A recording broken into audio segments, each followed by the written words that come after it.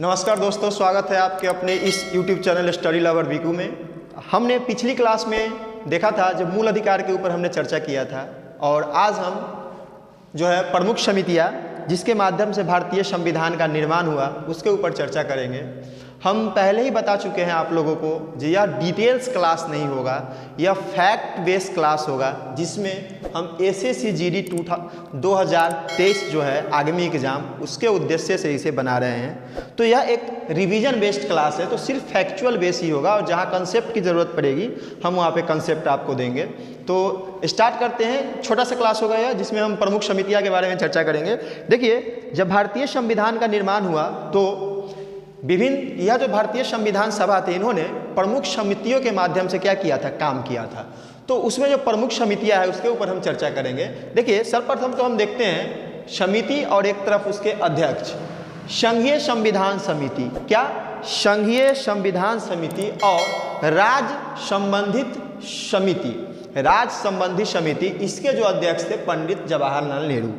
जहां भी संघ शब्द, क्या संघ शब्द और राज्य से संबंधित समिति का बात आएगा, आप आंख मूंद के टिक कीजिएगा क्या, पंडित जवाहरलाल नेहरू को। उसके बाद नियम प्रक्रिया समिति, क्या नियम प्रक्रिया समिति, राष्ट्रीय ध्वज समिति और संचालन समिति।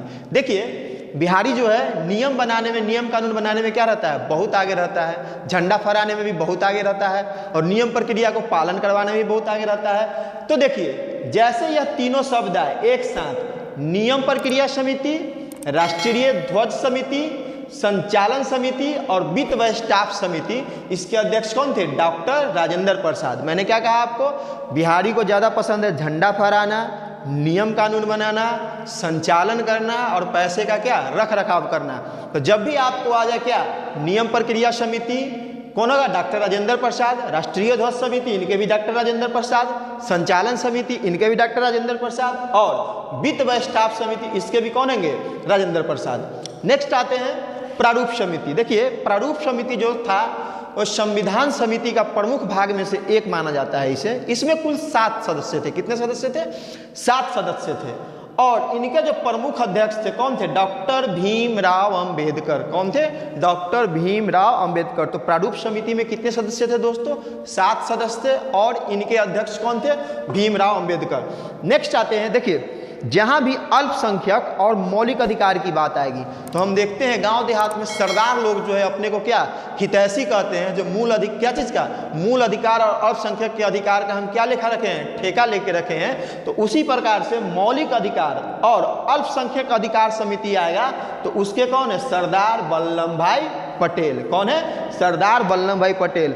हम यह भी जानते हैं जो भारतीय प्रांत का एकीकरण देश के विभाजन के बाद और आज़ादी के बाद सरदार वल्लभ भाई पटेल ने हमारे क्या किया था, प्रांतों का एकीकरण किया था। इसीलिए प्रांतीय संबंधी समिति, क्या प्रांतीय संबंधी समिति के अध्यक्ष कौन हो जाएंगे, सरदार वल्लभ भाई पटेल। अब देखिए, प्रमुख समितियों ने तो काम किया ही, कुछ प्रमुख उप समितियों ने भी काम किया था। उसमें प्रमुख उप समिति है आपके मूल अधिकार संबंधी उप समिति। क्या, मूल अधिकार संबंधी उप समिति जिसमें JV कृपलानी जी है। कौन है, मूल अधिकार संबंधी उप समिति जिसमें JV कृपलानी जी है। और दूसरा इंपॉर्टेंट है तो काफ़ी, लेकिन 2 ही ज़्यादा इंपॉर्टेंट है।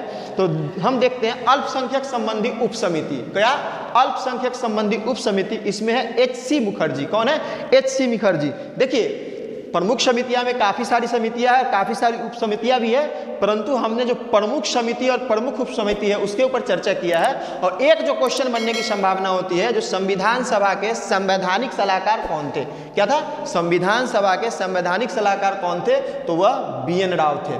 देखिए, हमने पहले भी आपको कहा था जो हम छोटे छोटे समय में इस क्लास को लेके आएंगे SSC GD को, ठीक है। और SSC GD में हम जानते हैं जो आपका GS और GK के लिए जो है 20 मार्क्स है, तो हम इसे डिटेल्स से नहीं पढ़ सकते हैं। इसमें हमें हिस्ट्री भी देखना है, आपको हिस्ट्री में कल्चर का पोर्शन भी देखना है, पॉलिटी भी देखना है हमें, ठीक है। तो इसीलिए हमने आपको बोला था यह क्लास जो होगा काफ़ी फास्ट होगा और रिवीजन बेस्ड होगा। आपको इसे लिखने की आवश्यकता नहीं है, बस अपने कान में ईयरफोन लगा के मेरे इस लेक्चर को 2 से 3 बार सुनिए। एक भी प्रश्न आपका इससे बाहर से नहीं पूछा जाएगा। धन्यवाद।